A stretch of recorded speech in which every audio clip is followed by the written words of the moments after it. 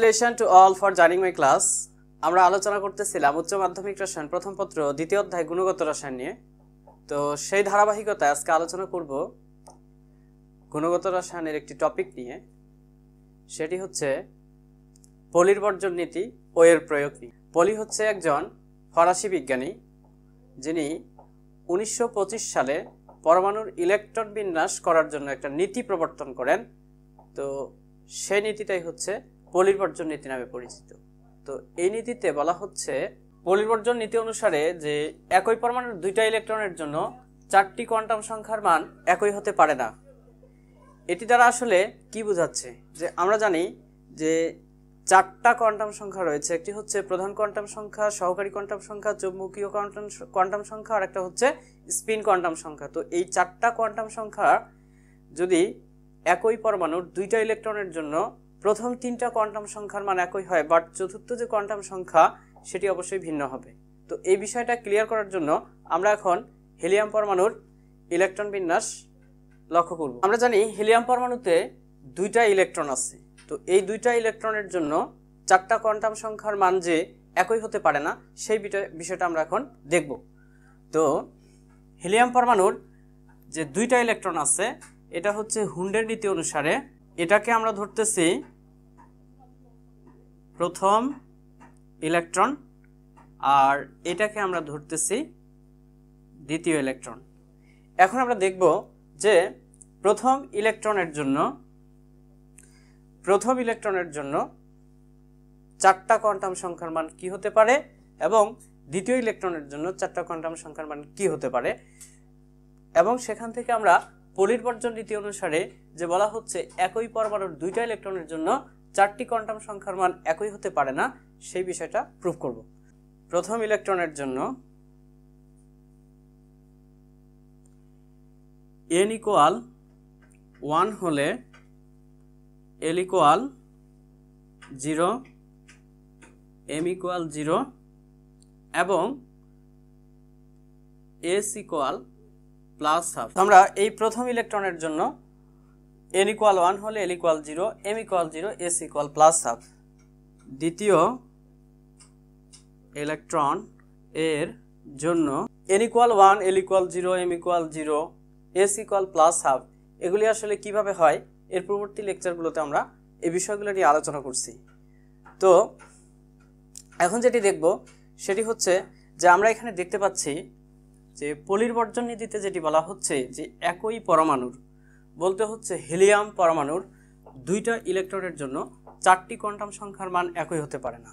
এই চারটি কোয়ান্টাম সংখ্যা বলতে এটা হচ্ছে প্রধান কোয়ান্টাম সংখ্যা, এটা হচ্ছে সহকারী কোয়ান্টাম সংখ্যা, এটা হচ্ছে ম্যাগনেটিক কোয়ান্টাম সংখ্যা, আর এটি হচ্ছে স্পিন কোয়ান্টাম সংখ্যা। তো এই চারটা কোয়ান্টাম সংখ্যার মান একই পরমাণুর যে দুইটা ইলেকট্রন আছে, এই দুইটা ইলেকট্রনের জন্য চারটি কোয়ান্টাম সংখ্যার মান একই হতে পারে না।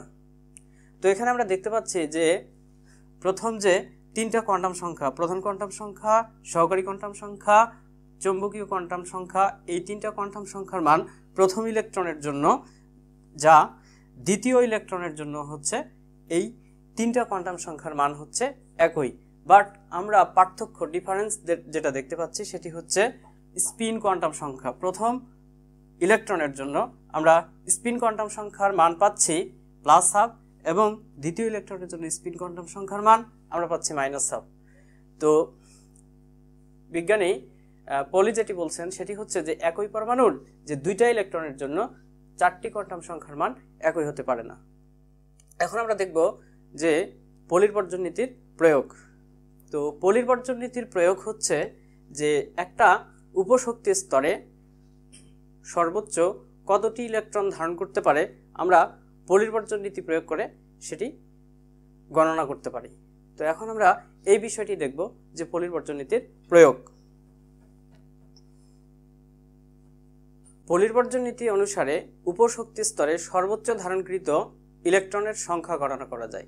তো উপশক্তি স্তর বলতে আসলে আমি কি বোঝাচ্ছি? উপশক্তি স্তর বলতে আমি বোঝাচ্ছি s অরবিটাল, p অরবিটাল এবং d অরবিটাল, f অরবিটাল। তো এই অরবিটাল চারটির যে উপ অরবিটালে সর্বোচ্চ কতটা ইলেকট্রন থাকতে পারে সেই বিষয়টা এই পলির বর্জন নীতি অনুসারে প্রয়োগ করে আমরা বের করতে পারি। তো তো সেই বিষয়টা এখন এখানে বের করব আমরা। তো আমরা প্রথমে এস উপশক্তি স্তরের জন্য যে সর্বোচ্চ এস উপশক্তি স্তরে সর্বোচ্চ ধারণকৃত ইলেকট্রনের সংখ্যা গণনা করা দেখব। তো এস উপস্তরে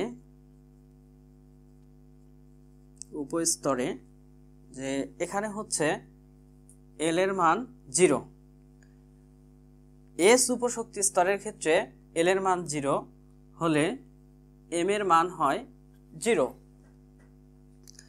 তো এল এর মান 0 হলে এম এর মান 0 হয় এবং এম এর ভ্যালু হচ্ছে যতটি হয় ওই উপস্তরের উপ অরবিটাল সংখ্যা হচ্ছে ততটি হয়। তো এস উপস্তরের উপ অরবিটাল হবে তাহলে একটি, সেটি হচ্ছে এস অরবিটাল। তাহলে হচ্ছে উপস্তরে যেহেতু এম এর ভ্যালু হচ্ছে একটি, এম এর ভ্যালু যেহেতু একটি, তো অরবিটাল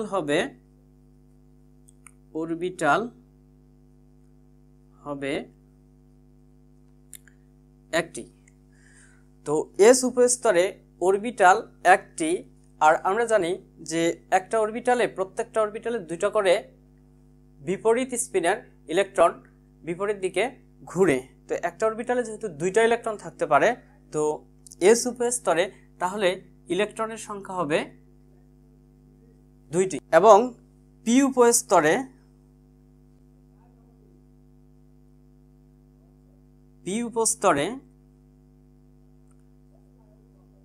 এল ইকুয়াল 1 হলে সেটি পি উপস্তর নির্দেশ করে এবং এল এর মান 1 হলে এম এর মান আমরা পাবো +1 0 -1।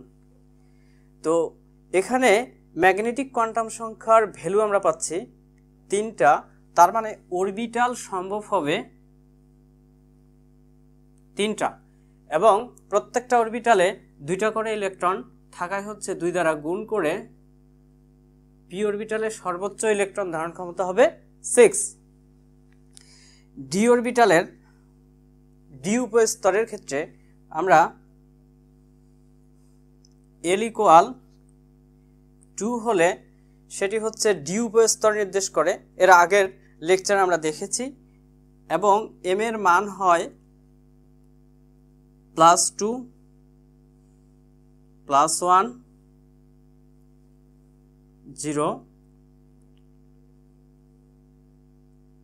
-1 -2।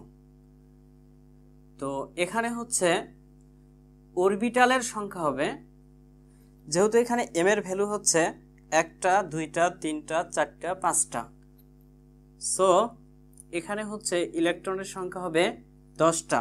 তার মানে ডি অরবিটালে বা ডি উপস্তরে বা ডি অরবিটালে সর্বোচ্চ 10টা ইলেকট্রন থাকতে পারে। এরপরে হচ্ছে এফ উপস্তরে এল ইকুয়াল, মানে এল এর মান 3 হলে সেটি এফ অরবিটাল নির্দেশ করে বা এফ উপস্তর নির্দেশ করে। তো এল এর মান 3 হলে আমরা ম্যাগনেটিক কোয়ান্টাম সংখ্যা এম এর মান পাবো 7টা। সো এখানে অরবিটাল হবে 7টি এবং প্রত্যেকটা অরবিটালে 2টা করে ইলেকট্রন থাকায় মোট ইলেকট্রনের সংখ্যা হবে 14টি। দ্যাট মিনস হচ্ছে এফ অরবিটালে সর্বোচ্চ 14টি ইলেকট্রন থাকতে পারে। পলির বর্জনীতে আমাদের আরেকটা বিষয় সম্পর্কে ধারণা দেয়, সেটি হচ্ছে যে একটা শক্তি স্তরে সর্বোচ্চ কতটি ইলেকট্রন থাকতে পারে, সেটি আসলে ধারণা দেয় আমাদের পলির বর্জনীতি। যেমন একটি শক্তি স্তর বলতে আমি কি বোঝাচ্ছি, যে প্রথম শক্তি স্তর, দ্বিতীয় শক্তি স্তর, তৃতীয় শক্তি স্তর, চতুর্থ শক্তি স্তর, যে এই একটা শক্তি স্তরে সর্বোচ্চ কতটি ইলেকট্রন থাকতে পারে এই বিষয়টা সম্পর্কে আমাদের ধারণা দেয় হচ্ছে পলির বর্জনীতি। তো পলির বর্জনীতি অনুসারে যে ধারণাটা আমরা পাই সেটি হচ্ছে একটা শক্তি স্তরে সর্বোচ্চ ধারণকৃত ইলেকট্রনের সংখ্যা হচ্ছে 2n²।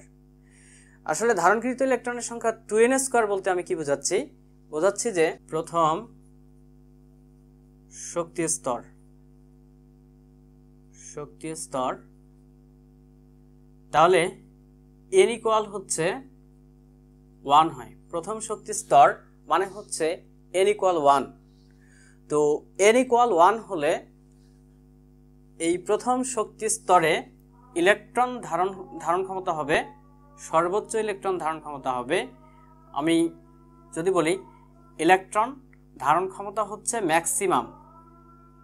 ম্যাক্সিমাম ইলেকট্রন ধারণ ক্ষমতা হবে 2, n এর মান যেহেতু 1 সেটা হচ্ছে 1 এর উপরে স্কয়ার 2। প্রথম শক্তি স্তরে দুইটা ইলেকট্রন, সর্বোচ্চ দুইটা ইলেকট্রন থাকতে পারে, এবং দ্বিতীয় শক্তি স্তরে দ্বিতীয়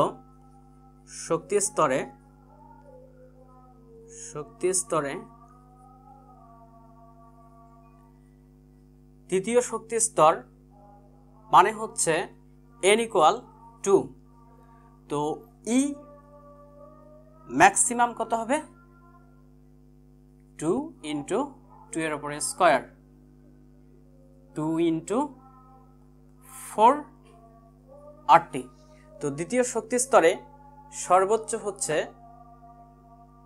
8টি ইলেকট্রন থাকতে পারে। এরপরে হচ্ছে তৃতীয় শক্তি স্তর 18টি, এবং চতুর্থ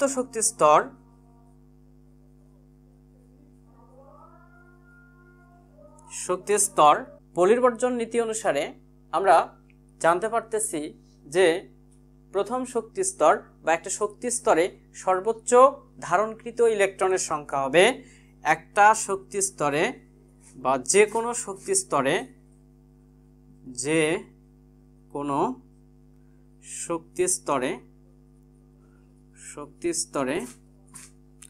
সর্বোচ্চ ধারণকৃত ইলেকট্রনের সংখ্যা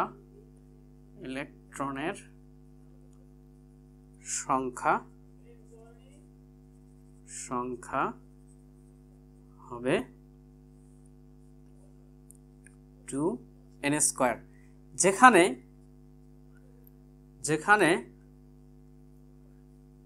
n = হচ্ছে 1 2 3 ইত্যাদি।